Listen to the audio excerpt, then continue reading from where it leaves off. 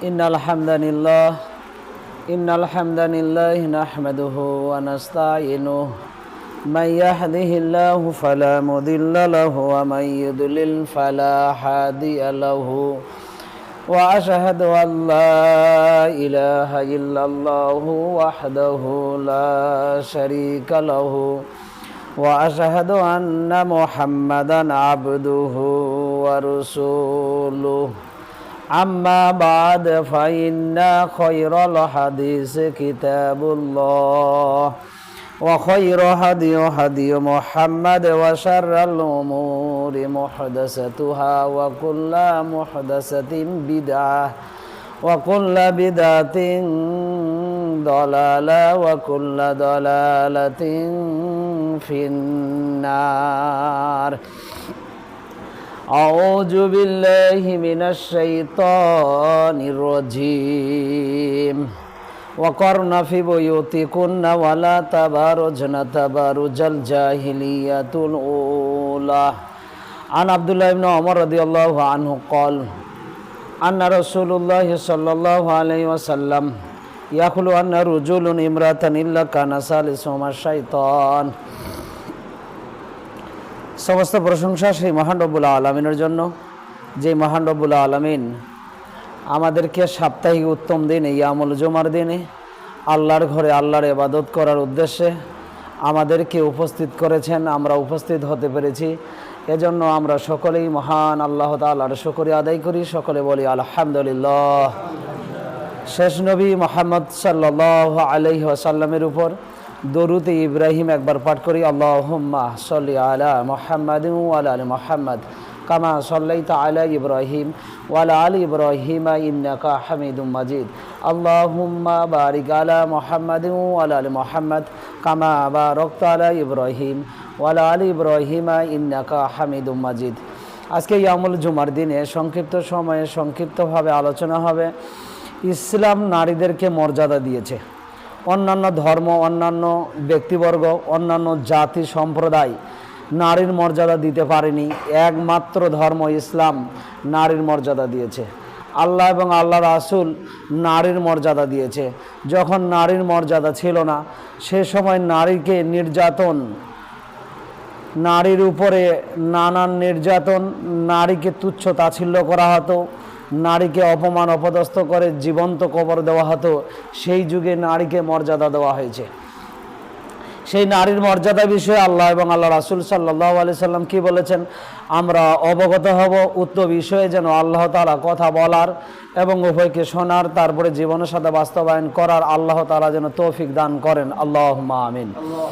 আমরা অবগত হলাম যে নারীর মর্যাদা, এ বিষয়ে আল্লাহ তাআলা যেন কথা বলার, স্পষ্টভাবে বুঝার এবং জীবনের সাথে বাস্তবায়ন করার জন্য তৌফিক দান করেন। আল্লাহুম্মা আমিন। ওয়া মা তৌফিক ইল্লা বিল্লাহ আলাইহি তাওয়াক্কালতু ওয়া ইলাইহি উনীব। রব্বি জিদনি ইলমা রব্বি ইশরাহ লি সাদরি ওয়া ইয়াসসির লি আমরি ওয়াহলুল উকদাতাম মিন লিসানি ইয়াফকাহু কওলি। আল্লাহুম্মা ইন্নী আসআলুকা ইলমান নাফিআন রিজকান তাইয়্যিবান ওয়া আমালান মুতাকাব্বালা। আমরা গত সপ্তাহে অবগত হচ্ছিলাম যে বেপরদা নারীর পরিণাম, বেপরদা নারীর পরিণামের বিষয়ে দুই একটি হাদিস বলি, তারপরে আমরা নারীর মর্যাদা আলোচনা অবগত হব। 33 নম্বর সূরা আহজাবের 33 নম্বর আয়াতে 21 পারার মধ্যে আল্লাহ তাআলা বলেন, ওয়াকারনা ফি বুয়ুতিকুন্না ওয়ালা তাবারুজনা তাবারুজাল জাহিলিয়াতুল উলা। হে মুসলিম মা বোন, হে মুসলিম সকল, হে দিনদার পরহেজগার নারী পুরুষ, তোমরা বাসায় অবস্থান করো। আইয়ামে জাহিল যুগের নারী পুরুষদের খাসলত তোমরা গ্রহণ করে রাস্তায় প্রদর্শন দিও না। এটা আল্লাহ তাআলার আদেশ। নারীকে বাসায় থাকতে হবে পর্দার সাথে। পর্দাহীন নারী যদি রাস্তায় বাহির হয়, বেরিয়ে চলে, উলঙ্গ হয়ে চলে, তাহলে নিশ্চিত বুঝে নিতে হবে আইয়ামে জাহিলি যুগের নারীদের খাসলত বৈশিষ্ট্য তার মধ্যে আছে এবং তার ঈমান নেই, এটা প্রমাণ। মুহাম্মদ সাল্লাল্লাহু আলাইহি ওয়াসাল্লাম বলছেন, ঈমান থাকলেই হায়া শরম লজ্জা থাকে। ঈমান না থাকলে মানুষের হায়া শরম লজ্জা থাকে না। তখন বেহেয়া বেপরোয়াভাবে রাস্তাঘাটে চলতে পারে, নিজেকে ইতস্তবোধ শরমবোধ করে না। ইমানটা শরমের সাথে, লজ্জার সাথে, ইতস্তবোধের সাথে, বোধোদয়ের সাথে লাগানো আছে। এ কারণে মুহাম্মদ সাল্লাল্লাহু আলাইহি সাল্লাম এভাবে বলেছেন, আল হায়াউ মিনাল ঈমান ওয়াল ঈমানু ফিল জান্নাহ। যার হায়া, শরম, লজ্জা আছে তারই মূলত ঈমান আছে, আর যার মূলত ঈমান আছে তারই মূলত পরকাল জান্নাত আছে। ঈমান ছাড়া জান্নাত যাওয়া সম্ভব নয়, জান্নাত কেউ যেতে পারবে না। এই বিষয়ে আল্লাহ তাআলা এবং আল্লাহ রাসূল সাল্লাল্লাহু আলাইহি ওয়াসাল্লাম আরও জোরালোভাবে বলেছেন। এবং মুহাম্মদ সাল্লাল্লাহু আলাইহি ওয়াসাল্লাম কি বলেন, আব্দুল্লাহ ইবনে ওমর রাদিয়াল্লাহু আনহু থেকে বর্ণিত, তিনি বলেন মুহাম্মদ সাল্লাল্লাহু আলাইহি ওয়াসাল্লাম বলেছেন, ইয়াকুলু আন্না রুজুলুন ইমরাতান ইল্লা কানা সালিসুমা শাইতান। একজন পুরুষ একজন নারী নির্জনায় একাই এক জায়গাতে একত্রিত হয়ে যেন না থাকে, থাকলে কি হবে, তৃতীয় জন শয়তান থাকবে। একজন পুরুষ একজন নারী নির্জনে একত্রিত হয়ে এক জায়গায় যেন বসে না থাকে। ইয়াখলুয়ান্না রুজুলুন ইমরাতান ইল্লা কানা সালিসুমা শাইতান।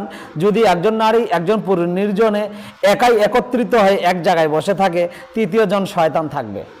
তৃতীয় জন শয়তান থেকে উভয়ের অন্তরে কমন্ত্রণা তৈরি করে, পরস্পরে আকর্ষণ সৃষ্টি করে, পাপে এবং জেনা কাজে লিপ্ত করাবে। একথাই মুহাম্মদ সাল্লাল্লাহু আলাইহি সাল্লাম বলেন। তাহলে টোটালি আমরা স্পষ্ট হাদিস থেকে প্রমাণিত, টোটালি একজন পুরুষ একজন নারী বিভিন্ন জায়গায় বসে থাকা আমরা দেখতে পাই, এটা টোটালি হারাম। পার্কে, নদীর ধারকে, আপনার ভিন্ন জগতে, আপনার স্বপ্নপুরীতে, আমাদের দিনাজপুরে আছে সুপসাগর, রামসাগর, সিটি পার্ক, এবং বিভিন্ন জায়গাতে আছে আপনার হচ্ছে গোসল করার জন্য সুইমিং পুল, যেগুলো আমরা নির্জনে নারী পুরুষ হয়ে গোসল করি, এখানে আমরা থাকি। এগুলো সব মানুষের লজ্জাহীনতা, এগুলো মানুষের সব লজ্জাহীন, এগুলো মানুষের কোনো হায়া, শরম, লজ্জা, বোধোদয় নেই। এবং এই যে সিটি পার্ক, রামসাগর, সুপসাগর, ভিন্ন জগৎ, আপনার স্বপ্নপুরী, আরও যত পার্ক রয়েছে, রংপুর চিড়িয়াখানা, বিভিন্ন জায়গাতে দেখবেন জোড়ায় জোড়ায় ঘন্টাকে ঘন্টা বসে এভাবে আছে। মুহাম্মদ সাল্লাল্লাহু আলাইহি সাল্লাম এভাবে বলছেন। আজকের বর্তমান প্রেক্ষাপটের হাদিস, মুহাম্মদ সাল্লাল্লাহু আলাইহি সাল্লাম আজকে থেকে 1500 বছর পূর্বে বলে গেছেন, ইয়াকুলু আন্না রুজুলান ইমরাতান ইল্লা কানা সালিসুমা শাইতান। এমন একটা যুগ আসবে, এমন একটা সময় আসবে, তখন নারী পুরুষ নির্জনে একাই এক জায়গায় ঘন্টাকে ঘন্টা বসে থাকবে। পুরুষ নারীর উরুর মাথার উপরে মাথা দিয়ে উরুতে মাথা দিয়ে ঘুমিয়ে থাকবে আর ঘন্টাকে ঘন্টা গল্প করবে। এটাই হচ্ছে শয়তানি বড় খাসলত, এটাই হচ্ছে ঈমান না থাকা প্রমাণ, মুহাম্মদ সাল্লাল্লাহু আলাইহি সাল্লাম বলেন। তাহলে যত পার্ক রয়েছে, আমরা স্পষ্ট ভাষায় বলছি, বাংলাদেশে যত পার্ক রয়েছে, এই পার্কে যাওয়া, থাকা, টিকিট করা, এখান থেকে টাকা উপার্জন করা টোটালি হারাম। এবং কতগুলো পার্কে দেখবেন এমন পার্সোনালভাবে ঘর করে দেওয়া হয়, ওই পার্কে গিয়ে পার্সোনালভাবে নারী পুরুষ এককভাবে খাদ্য খায় এবং এককভাবে ঘন্টাকে ঘন্টা বসে থাকে, কেউ কিছু বলে না, বলা নাকি যায় না। কেন যাবে না? মুহাম্মদ সাল্লাল্লাহু আলাইহি ওয়াসাল্লাম এভাবে বলেন, তোমার যদি ঈমান থাকে অন্যায়কে ঠেকাতে হবে। ফাইল্লাম ইয়াস্তাতে ফাবিয়াদিহি, কোথাও কোনো জায়গায় যদি নাজায়েজ ইসলাম বিরোধী কর্ম, কথা, কাণ্ড করে, তাহলে এটাকে তোমাকে ঠেকাতে হবে তোমার ঈমান দিয়ে। ফার্স্ট ক্লাস ঈমানদারের বৈশিষ্ট্য মুহাম্মদ সাল্লাল্লাহু আলাইহি ওয়াসাল্লাম এভাবে বলেছেন। কি ক্ষমতা থাকলে এটা হাত দিয়ে বন্ধ করতে হবে, যাই বন্ধ করতে হবে। 24 ঘন্টার মধ্যে, 12 ঘন্টার মধ্যে এই পার্কে একজন তোমরা এইরকম নাজায়েজ কাজে লিপ্ত হচ্ছে, এটা বন্ধ করতে হবে। মুহাম্মদ সাল্লাল্লাহু আলাইহি ওয়াসাল্লাম এরপরে বলছেন, ফাইল্লাম ইয়াস্তাতে ফাবিলিসানিহি, যদি হাত দিয়ে প্রতিরোধ করার ক্ষমতা না থাকে, তাহলে কথা দিয়ে বলবে এই নাজায়েজ কর্মগুলো বন্ধ করার জন্য। এটা সেকেন্ড ক্লাস ঈমানদারের বৈশিষ্ট্য। কথা দিয়ে যদি বন্ধ করারও প্রচেষ্টা না থাকে, অর্থাৎ কথা বলারও যদি আমার সাহস ক্ষমতা না থাকে, বা কথা দিয়ে বলতে গেলে আমার মৃত্যুর আশঙ্কা রয়েছে, তখন আমাকে 3 নম্বর পদক্ষেপ গ্রহণ করতে হবে। ফাইল্লাম ইয়াস্তাতে ফাবে কলবিহি জালিকা জাফল ঈমান, তখন আমাকে অন্তর দিয়ে ঘৃণা করতে হবে, তাদের থেকে আমাকে ভিন্ন পথে বন জঙ্গলে একাই চলতে হবে ঈমান ধরে রাখার জন্য। জালিকা জাফল ঈমান, এটা তোমার দুর্বল ঈমানের পরিচয়। ফার্স্ট ক্লাস ঈমান আমার এবং আপনার থাকলে অন্যায়ের বিরুদ্ধে কথা বলতেই হবে। আপনার ভিন্নগুড়ি বাজারে, আপনার এই ধুমালুপাড়ায় কেউ যদি উচ্চ স্বরে গান বাজনা বাজায়, এটা আমাকে এবং আপনাকে বন্ধ করতেই হবে। মুহাম্মদ সাল্লাল্লাহু আলাইহি ওয়াসাল্লাম এভাবে বলেছেন, অন্যায় বন্ধ করতে হবে। ফার্স্ট ক্লাস ঈমানদারের বৈশিষ্ট্য, হাত দিয়ে, লাঠি দিয়ে সম্ভব নয়, কথা দিয়ে সম্ভব নয়, তাহলে অন্তর দিয়ে ঘৃণা করতে হবে। জালিকা জাফুল ঈমান, এটা দুর্বল ঈমানের পরিচয়। তা নারী পুরুষ নির্বিশেষে একজন অপরজন ঘন্টাকে ঘন্টায় এক জায়গায় নিস্তুপ হয়ে বসে থাকবে, আর আমরা শরীয়তের কিছু জানি, অন্যায়ের বিরুদ্ধে কথা বলবো না? মানে অবশ্যই বলছি, বলবোই, বলে আসছি। হয় প্রয়োজনে দায়িত্ব যাবে, হয় প্রয়োজনে মানুষ দুইটা কথা বলবেই। এটাই পরকালের নাজাতের মুক্তির পথ হয়ে যাবে, যেন আল্লাহ তাআলা কবুল করেন। আল্লাহুম্মা আমিন। অন্যায়ের বিরুদ্ধে কথা বললে এটাই ফার্স্ট ক্লাস ইমানদারের বৈশিষ্ট্য, এবং ঘৃণা করলে এটা ইমানের পরিচয়, এবং জালিকা আযাবুল ঈমান, এটা দুর্বল ইমানের পরিচয়। তবু অন্যায়ের সাথে আপোষ করা যাবে না, অন্যায়ের সাথে জড়িয়ে থাকা যাবে না, এবং অন্যায়ের সাথে লিপ্ত হওয়া যাবে না। মুহাম্মদ সাল্লাল্লাহু আলাইহি ওয়াসাল্লাম এভাবে বলেন, টোটালি হারাম। একজন নারী একজন পুরুষ নির্জনে যেন না থাকে। জাইদ ইবনে উসামা ইবনে জাইদ রাদিয়াল্লাহু আনহু থেকে বর্ণিত, তিনি বলেন মুহাম্মদ সাল্লাল্লাহু আলাইহি ওয়াসাল্লাম বলেছেন, মা তারাকতু বাদি ফিতনাতান আযারু আলা রিজালি মিনান নিসা, আমি পুরুষের জন্য সবচেয়ে জটিল এবং কঠিন আশঙ্কা করছি, ভয় করছি।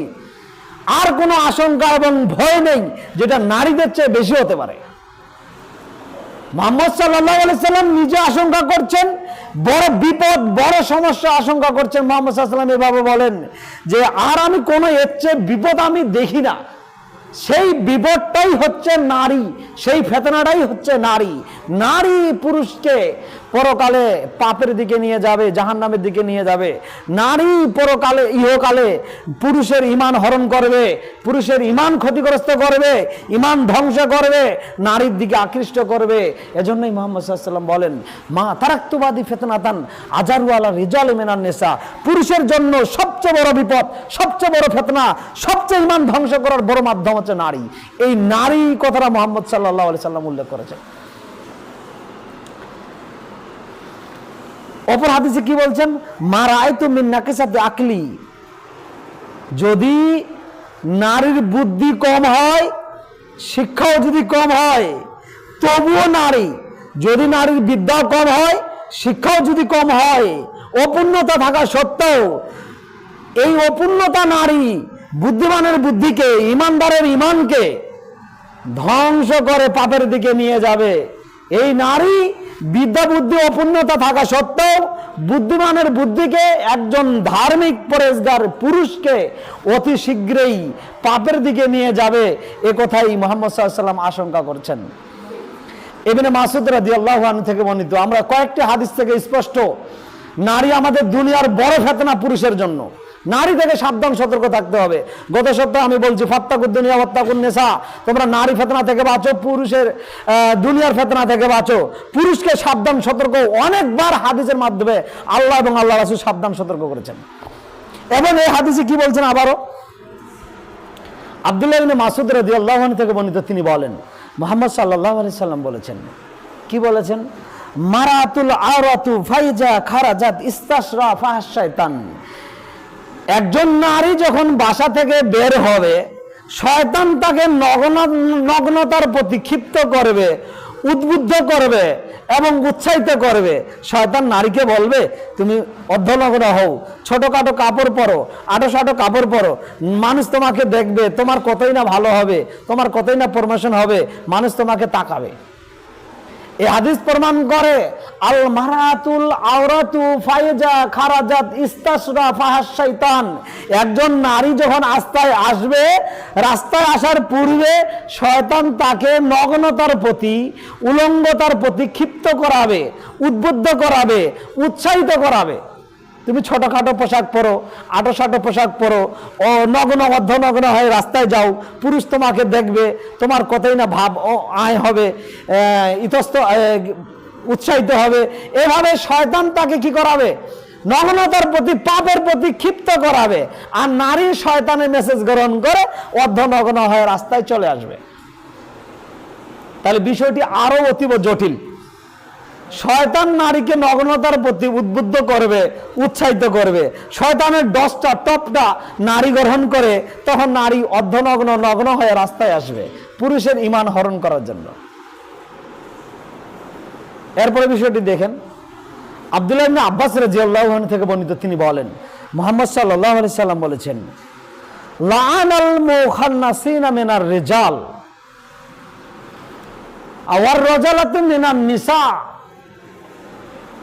ওয়াল মুতারাজ্জালাতি মিনান নিসা, ওইসব দুই শ্রেণীর মানুষের উপরে লানত, ওইসব দুই শ্রেণীর মানুষের উপরে লানত, গজব, অভিসম্পাত। এক, ওইসব পুরুষ যারা হিজড়া নয়, হিজড়ার বেশ ধারণ করে, ওইসব পুরুষের উপরে লানত, ওইসব পুরুষের উপরে অভিশাপ যেসব পুরুষরা হিজড়া নয়, হিজড়ার বেশ ধারণ করে চলে। ওইসব নারীর উপরে লানত, ওইসব মেয়ের উপরে লানত যেসব মেয়েগুলো পুরুষের জুতা প্যান্ট স্যান্ডেল পায়জামা জামা শার্ট পরে, এইসব নারীর উপরে লানত, এইসব নারীর উপরে অভিসম্পাত। মুহাম্মদ সাল্লাল্লাহু আলাইহি সাল্লাম বলেন। আমাদের এলাকায় তো ওই হিজড়ার বেশধারী বা হিজড়া একটা সরকারিভাবে একটা ফ্যামিলি তৈরি করে দেওয়া হয়েছে বা গ্রাম তৈরি করে দেওয়া হয়েছে। যাই হোক, কয়েকটা বাড়ি আমরা দেখতে পেয়েছি এই হাদিসের আলোকে, ওরা কিন্তু হিজড়া নয়, আমাদের পরিবারের সন্তান এবং ভালো সুস্থ সবল, কিন্তু ওরা সরকারি কিছু প্রোডাক্ট গ্রহণের জন্য, সরকারি কিছু মাল নেওয়ার জন্য, সরকারি কিছু বাসা বাড়ি নেওয়ার জন্য, কিছু উপঢৌকন নেওয়ার জন্য তখন বেশ ধারণ করে। এ কথাই মুহাম্মদ সাল্লাল্লাহু আলাইহি ওয়াসাল্লাম বলেছেন, লানাল মুখান্নাসিনা মিনার রিজাল, ওইসব পুরুষের উপর লানত, ওইসব পুরুষের উপর অভিশাপ যেসব পুরুষরা হিজড়া নয়, হিজড়ার বেশ ধারণ করে বেড়ায়, হিজড়ার বেশ ধারণ করে, এদের উপরে অভিশাপ। ওইসব নারীর উপরে অভিশাপ, ওইসব নারীর উপরে অভিশাপ যেসব নারীরা পুরুষের জুতা পরে, প্যান্ট পরে, স্যান্ডো গেঞ্জি পরে, তারপরে আপনার যে শু পরে, আপনার পাঞ্জাবি পরে ইত্যাদি, এদের উপরে লানত। অপর হাদিসে এসেছে ওইসব পুরুষের উপরে লানত যেসব পুরুষরা নারীর বেশ ধারণ করে, ওইসব পুরুষের উপরে লানত। ওইসব পুরুষের উপরে লানত যেসব পুরুষরা নারীর বেশ ধারণ করে। অনেক সময় সমাজে দেখতে পাবেন, আপনাদের এলাকায় আছে কিনা, আমাদের এলাকায় আছে, দুই কান ছিদ্র করে দুল পড়ছে, নারীর বেশ ধারণ করে, নাক ছিদ্র করে ফুল পড়ছে, নাকের ফুল আমরা দেখতে পেয়েছি। অনেক সময় নারীর পোশাক পরিধান করে, মানে দেখলে বোঝা যাবে যে নারী। আবার দেখা যাবে চুল এত বড় রাখছে, মনে হয় যে 1 ফিট 6 ইঞ্চি 8 ইঞ্চি 10 ইঞ্চি লম্বা পড়ছে, মানে দেখতে বোঝা যাবে নারী। মুহাম্মদ সাল্লাল্লাহু আলাইহি ওয়াসাল্লাম বলছেন ওইসব পুরুষের উপর লানত যেসব পুরুষরা নারীর বেশ ধারণ করে, মূলত নারী নয়, নিজেকে নারী দেখাতে যাচ্ছে, সমাজে নারী দেখাতে যাচ্ছে, কান ছিদ্র করছে, নাক ছিদ্র করছে, চুল বড় রাখছে, অন্যান্য পদক্ষেপগুলো গ্রহণ করছে, এদের উপরে লানত। মুহাম্মদ সাল্লাল্লাহু আলাইহি সাল্লাম আবার এভাবে বলেন, ওইসব নারীর উপরে লানত, ওইসব নারী পুরুষের উপরে লানত, ওইসব নারীর উপরে লানত, ওইসব বিউটি পার্লার। আমরা এইভাবে স্পষ্টভাবে বলছি যে বিউটি পার্লার উপার্জন হারাম এবং বিউটি পার্লার যাওয়া হারাম। কারণ কি? বিউটি পার্লার আমাদের সৃষ্টিকর্তা আল্লাহ তাআলা আমাদেরকে সুন্দর করে সৃষ্টি করেছেন। কালো ফর্সা ছোটখাটো মানুষ মোটা চিকন হতে পারে, হবে, এ কথাই ঠিক, কিন্তু বিউটি পার্লার গিয়ে আল্লাহ আমাদের যা দাঁত দিয়েছে এই দাঁত পছন্দ নয়, দাঁত আমরা শালীন করি, মোটা চিকন করি, এটা আল্লাহর সৃষ্টির উপর হালনাগাদ করা, এটা টোটালি হারাম। এবং বিউটি পার্লার আমরা গিয়ে আমাদের ভুরু চিকন করি, নিচের দিক থেকে ভুরু মেশিনের সাহায্যে উঠিয়ে ফেলি, উপরের দিক থেকে ভুরু আমরা উঠিয়ে ফেলি, ভুরুটা আমাদের ইচ্ছানো অনুযায়ী মডেল এবং সুন্দর করার জন্য চিকন করি। এ কথাই মুহাম্মদ সাল্লাল্লাহু আলাইহি ওয়াসাল্লাম বলেন, এটা লানত, এদের উপরে অভিশাপ।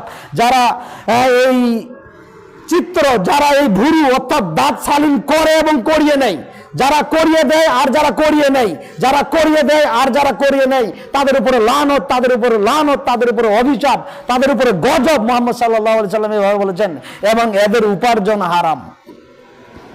আল্লাহর সৃষ্টির হালনাগাদ কেউ করতে পারবে না পৃথিবীর, কিন্তু বিউটি পার্লার আমার এবং আপনার মেয়ে বোনকে, ভাইস্তিকে নিয়ে যাচ্ছি, আর ভুরুটা চিকন করে নিয়ে আসলাম, দাঁতগুলো শালীন করলাম, আরও ইত্যাদি ইত্যাদি ফরমালি গ্রহণ করছি, যেটা ইসলামে এবং মুহাম্মদ সাল্লাল্লাহু আলাইহি সাল্লাম জোরালোভাবে নিষেধ করেছেন।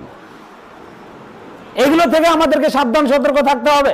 যতটুক বৈধ পন্থা রয়েছে, যতটুকু জায়েজ রয়েছে, সেগুলো আপনারা ব্যবহার করতে পারেন, ব্যবহার করা জায়েজ। এবং আমরা একটা যেই লিপস্টিক আঙ্গুলের নখের মাধ্যমে দিয়ে থাকি, এটাও দেওয়া ঠিক নয়। এমন মোটা পদার্থ, যেই মোটা পদার্থ আঙ্গুলের লাগালে, খসায় লাগালে উজুর পানি ভিতরে ঢুকবে না, এটা ঠিক নয়। উত্তম আপনারা লাগাতে পারেন মেহেদি, নারী পুরুষ মেহেদি লাগাতে পারে, পুরুষ দাড়িতে এবং মাথার চুলে লাগাতে পারে। মুহাম্মদ সাল্লাল্লাহু আলাইহি ওয়াসাল্লাম এটা আদেশ করেছেন। তো কলম লাগানো নিষেধ। কলম লাগানো, কলম লাগায় যারা, চুল পেকে গেছে কলম লাগিয়ে কালো করছে, আবার 7-8 দিন পরে আবার চুল পেকে যাচ্ছে, কলম লাগায় কিছুদিন মানুষকে দেখাচ্ছে আমার চুল কালো, কিছুদিন পরে সাদা। এই এদের উপরে মুহাম্মদ সাল্লাল্লাহু আলাইহি ওয়াসাল্লাম বলছেন লানত, এদের উপরে অভিশাপ। এরা কেন খিনজাব ব্যবহার করলো, এরা কেন কলম ব্যবহার করলো?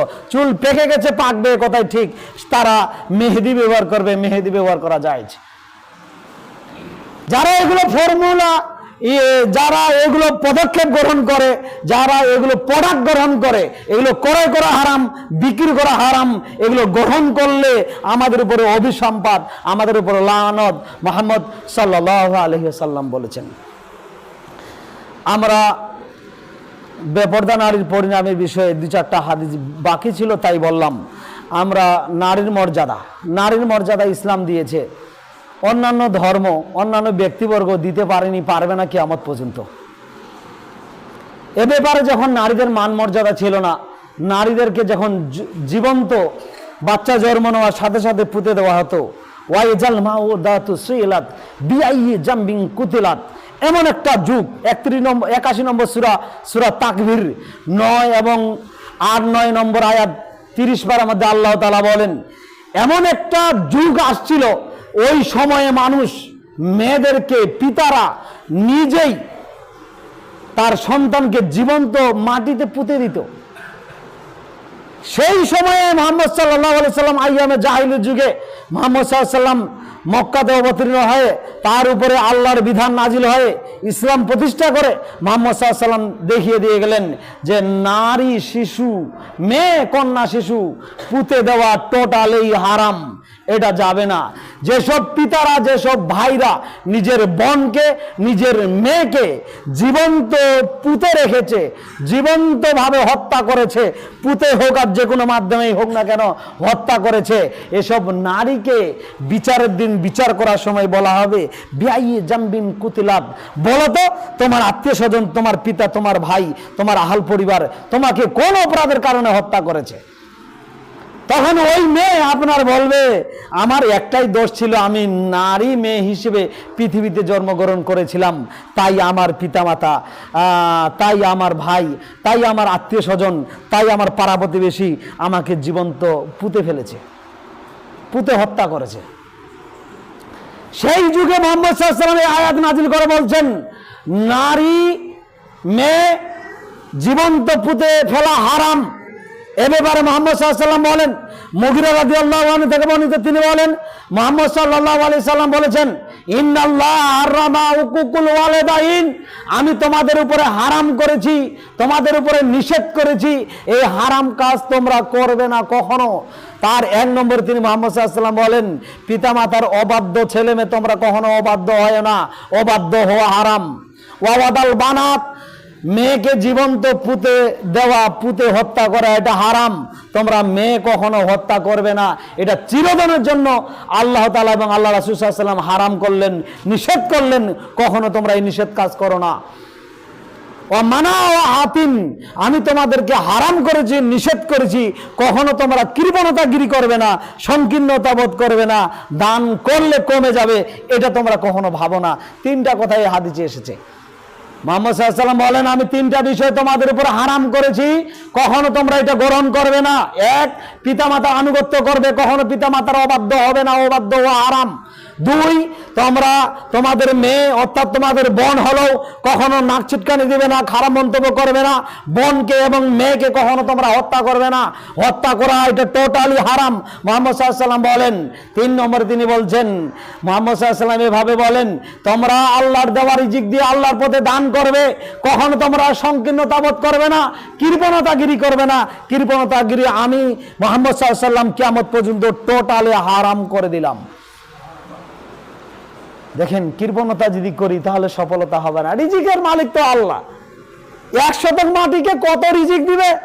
আমরাও বিভিন্ন জায়গায় কৃষি চাষাবাদ করি, মাত্র 10-12% মাটির মধ্যে 7 মণ 8 মণ 6 মণ 5.5 মণ পর্যন্ত পটল দিচ্ছে 12% মাটিতে 7 দিন পরেই। আল্লাহু আকবার। আল্লাহ কত রিজিক দাতা, আল্লাহ কত মহান। আগে আমাদের হেমুদ্দান 5 মণ 7 মণ 6 মণ আসতো, এখন 40 মণ 45 মণ পর্যন্ত আসে। ইরি ধান আগে কয় মণ আসতো? 20 মণ 12 মণ 13 মণ। আমরা যখন ছোট আমরা তো ভাতে পাইনি, তখন 5 টাকা 7 টাকা 10 টাকা কেজি চাল, তবুও চাল কিনতে পাই না। এখন 80 টাকা 70 টাকা 60 টাকা চাল, তবুও কোনো মানুষ ভাত না খেয়ে আছে এরকম কোনো মানুষ নেই, সব মানুষ খাচ্ছে। তাহলে মুহাম্মদ সাল্লাল্লাহু আলাইহি সাল্লাম এভাবে বলছেন, তোমরা কৃপণতাগিরি করো না, সংকীর্ণতা বোধ করো না, দিলে কমে যাবে এটা তোমরা ভাবো না। আমি কৃপণতাকে টোটালি হারাম করে দিলাম। আল্লাহ তাআলা আমাদের সবাইকে সঠিকটা বুঝার এবং আমল করার তৌফিক দান করুক। আল্লাহুম্মা আমিন। আলহামদুলিল্লাহি ওয়াহদা ওয়াসসালাতু ওয়াসসালামু আলা মাল্লা নাবিয়্যা বাদা। আমরা অবগত হচ্ছিলাম যে ইসলাম নারীদের মর্যাদা দিয়েছে, এবং আমরা পৃথিবীতে এখন বর্তমান বাস্তব দেখি যে কোনো পরিবারের কোনো পিতামাতা যদি 2-3টা মেয়ে জন্মগ্রহণ করে সিরিয়ালে, তখন আপনি দেখবেন যে নাক ছিটকানি দেয় যে একটা ছেলে একটা মেয়ে হলে ভালো হতো, 3টা হলে মন খারাপ, খুবই মন খারাপ স্রষ্টার প্রতি, সৃষ্টিকারীর প্রতি, আল্লাহর প্রতি। আর মুহাম্মদ সাল্লাল্লাহু আলাইহি সাল্লাম কি বলেছেন? নারীর মান মর্যাদা উল্লেখ করতে গিয়ে মুহাম্মদ সাল্লাল্লাহু আলাইহি সাল্লাম এভাবে বলেন, আপনার যদি 2000 ছেলে হয়, আপনার যদি 2 লক্ষ ছেলে হয়, আপনার যদি 2 কোটি ছেলে হয়, এই ছেলের গ্যারান্টির বিষয়ে মুহাম্মদ সাল্লাল্লাহু আলাইহি সাল্লাম কিছু বলেননি।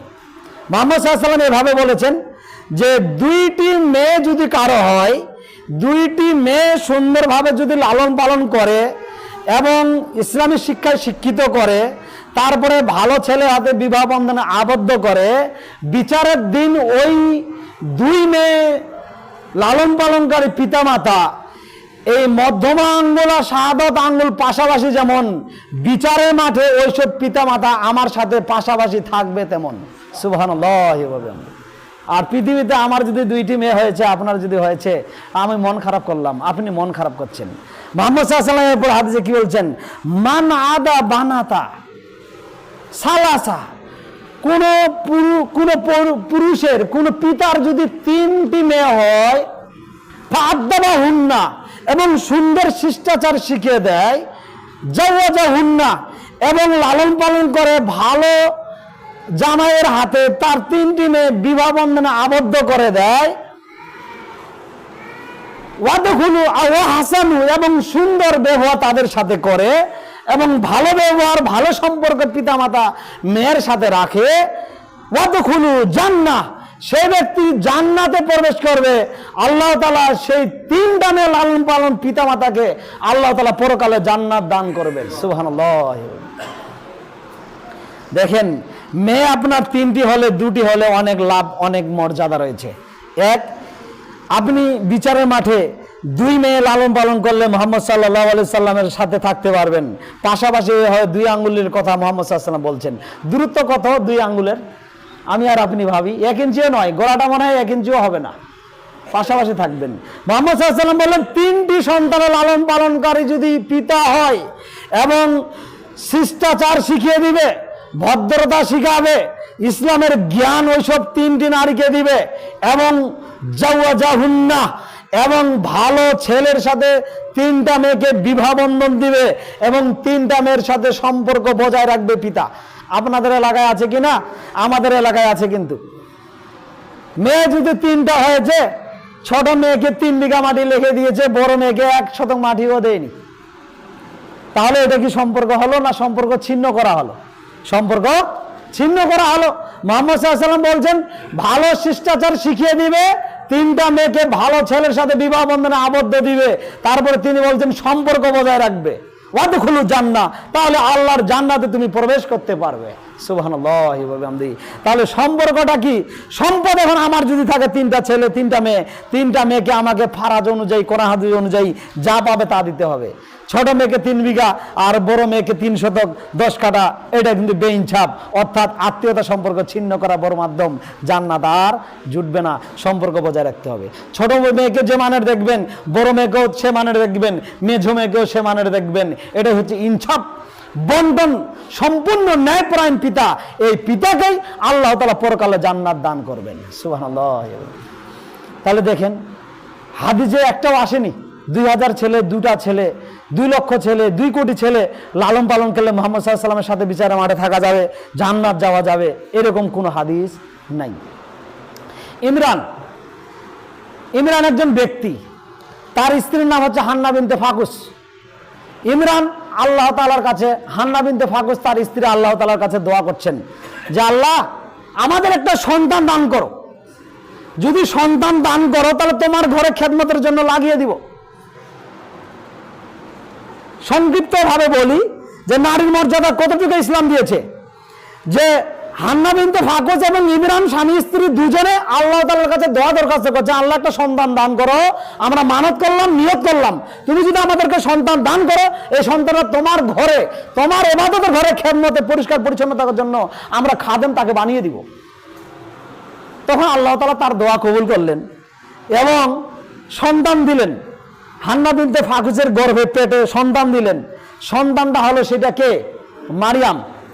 এই মারিয়াম যখন হলো, জন্ম যখন হান্না বিনতে ফাকুস করলো, জন্ম করার পরেই আল্লাহ তাআলার কাছে দরখাস্ত করছে, আল্লাহ আমি তো আপনার কাছে ছেলে সন্তান চেয়েছিলাম তোমার ঘরে খেদমতের জন্য, তো তুমি আমাকে ছেলে না দিয়ে মেয়ে দিয়েছো। তখন আল্লাহ বলল যে 2টা আমার পক্ষ থেকে ছেলে এবং মেয়ে, এবং ছেলে সন্তানের চেয়ে মেয়ে সন্তান অনেক উত্তম, অনেক ভালো। ছেলে সন্তানের চেয়ে মেয়ে সন্তান অনেক উত্তম, অনেক ভালো, তাই আমি আল্লাহ তাআলা তোমাকে উত্তমটাই দান করেছি। সুবহানাল্লাহ। দেখেন, আমি সংক্ষিপ্তভাবে একটু বুঝালাম। তারা দোয়া করছিল আল্লাহ একটা সন্তান দান করো, সন্তানটা তোমার ঘরে ইবাদতের জন্য ওয়াকফ করে দিব। তো আল্লাহ তাআলা দোয়া করলেন, সন্তান দিলেন।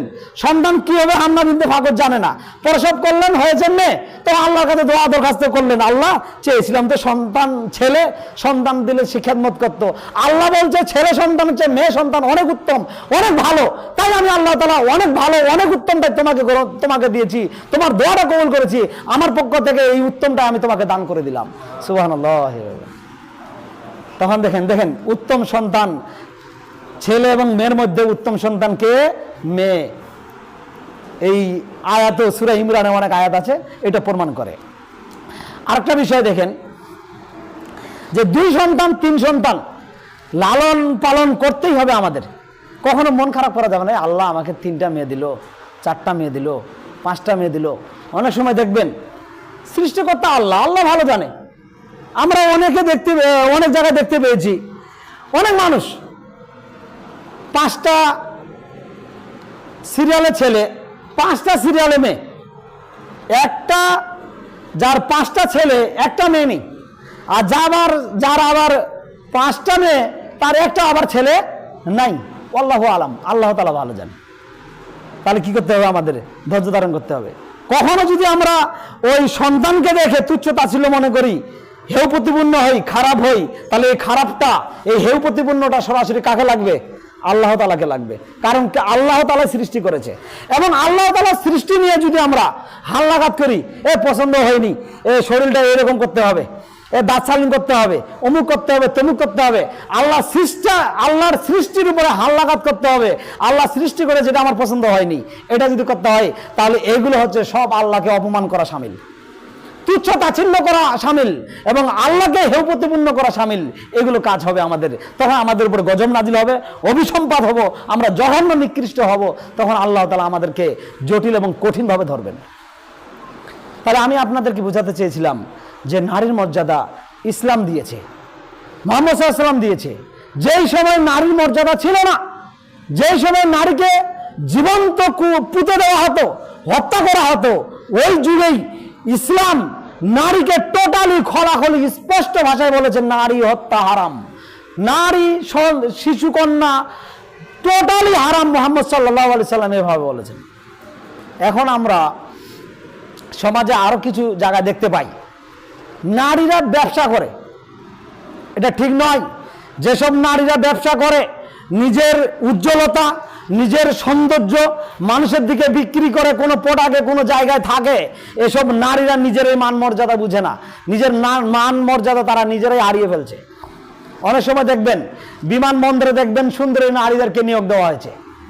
বিমানবন্দরে আপনি দেখেন সুন্দরী নারীদেরকে নিয়োগ দেওয়া হয়েছে তাদের সুন্দর প্রদর্শনী দেওয়ার জন্য, মানুষকে তাদের দিকে আকৃষ্ট করার জন্য।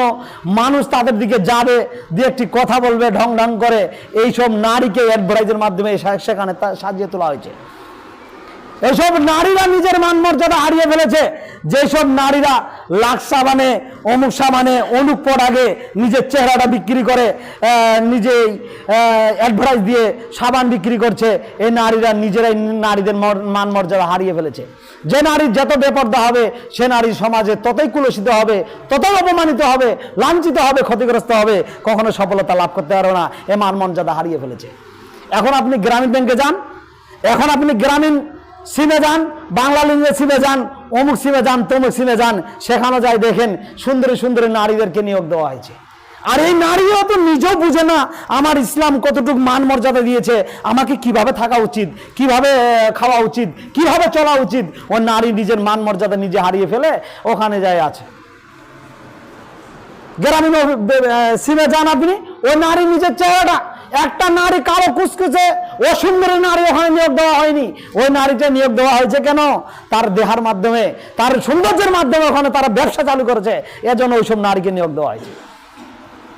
এবং দেখবেন যত বেশি সুন্দরী নারী, ওই নারীটাকে নিয়োগ দেওয়া হয়েছে। কালো কুচকুচে অসুন্দরী নারী সেখানে নিয়োগ দেওয়া হয়নি।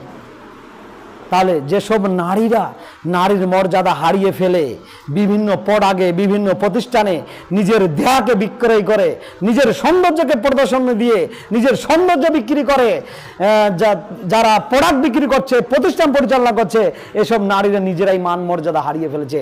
আল্লাহ তাআলা তাদেরকে সঠিকটা বুঝার এবং নারীর মান মর্যাদা গ্রহণ করার তৌফিক দান করুক। আল্লাহুম্মা আমিন।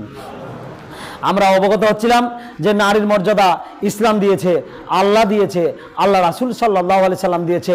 নারী টোটালি স্পষ্টভাবে আমরা বলে থাকি হত্যা করা হারাম, তুচ্ছ তাচ্ছিল্য করা যাবে না। 3টি সন্তান হয়েছে, মন খারাপ করা যাবে না। এই মন খারাপটা আল্লাহ তাআলাকে করা হবে এবং আল্লাহ তাআলা সৃষ্টি করেছেন তাই। এবং দেখেন মুহাম্মদ সাল্লাল্লাহু আলাইহি সাল্লাম এভাবে বলেছেন নারীর খেদমত করতেই হবে। এবং নারীরা যদি 4টি অর্থাৎ 5টি কাজ করতে পারে, তাহলে আল্লাহর জান্নাতের যে কোনো দরজা দিয়ে নারীরা জান্নাতে প্রবেশ করতে পারবে। 1 নম্বরে মুহাম্মদ সাল্লাল্লাহু আলাইহি সাল্লাম এভাবে বলেছেন নারীরা আল্লাহর ভয়ে আল্লাহর ইবাদত করবে, 5 ওয়াক্ত সালাত, আল্লাহর ভয়ে আল্লাহর ইবাদত করবে, যে যেখানে যে অবস্থায় নারী থাকুক না কেন 5 ওয়াক্ত সালাত আদায় করবে। 2 রমজান মাসের সিয়াম পালন করবে। 3 নিজের সতীত্ব শরীরটা পর্দায় রাখবে, হেফাজতে রাখবে, সংরক্ষণে রাখবে এবং জেনা ব্যভিচার কাজে লিপ্ত হবে না, বেহেয়া বেপর্দা হয়ে রাস্তাঘাটে ঢং ঢং করে চলবে না, সংরক্ষণ করে রাখবে, হেফাজতে রাখবে, পর্দায় রাখবে, ঢেকে রাখবে, অর্থাৎ বাসায় থাকবে। 4 স্বামীর আনুগত্য করবে। স্বামী যখন বাসায় আসবে স্বামীর আদেশ অনুযায়ী স্বামীর আনুগত্য করবে, স্বামীর কথা মেনে নেবে। স্বামী যখন বাসায় থাকবে না, স্বামীর অনুপস্থিতিতে কখনো কোনো পুরুষের সাথে কথা বলবে না, কোনো পুরুষ বাসায় ঢুকাবে না, ইয়ার্কি ঠাট্টা রসিকতা জেনা ব্যভিচার গল্প করবে না।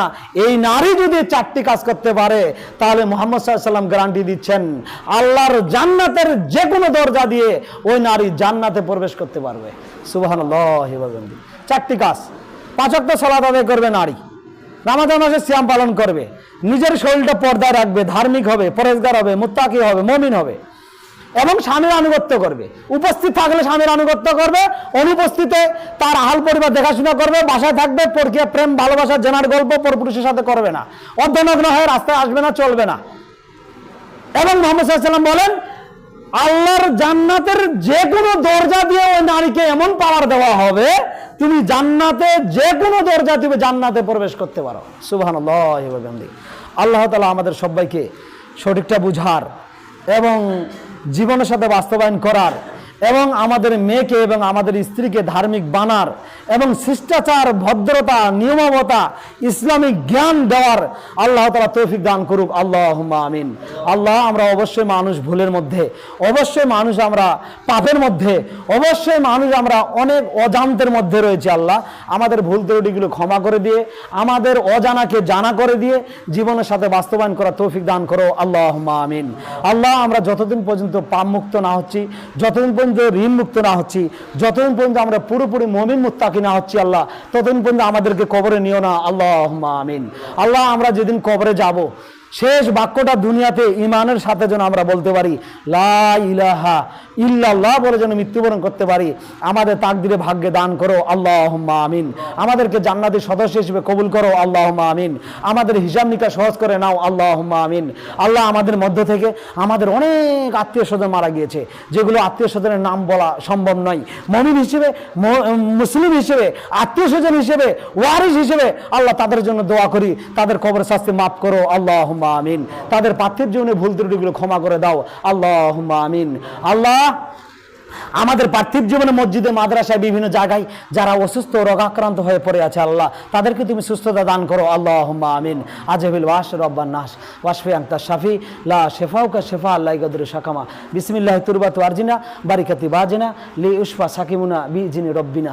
আল্লাহুম্মা ইন্নী আউযু বিকা মিন আযাবি জাহান্নাম ওয়া আউযু বিকা মিন আযাবিল কবর ওয়া আউযু বিকা মিন ফিতনাতিল মাসিদ দাজ্জাল ওয়া আউযু বিকা মিন ফিতনাতিল মাহিয়া ওয়াল মামাত। আল্লাহুম্মা ইন্নী আউযু বিকা মিনাল মাসামি ওয়া মিনাল মাগরাম ফাজকুরুনি আযকুরুকুম ওয়াশকুরুলি ওয়ালা তাকফুরুন। সুবহানাকাল্লাহুম্মা ওয়া বিহামদিকা আশহাদু আল্লা ইলাহা ইল্লা আনতা আস্তাগফিরুকা ওয়া আতুবু ইলাইক। আসসালামু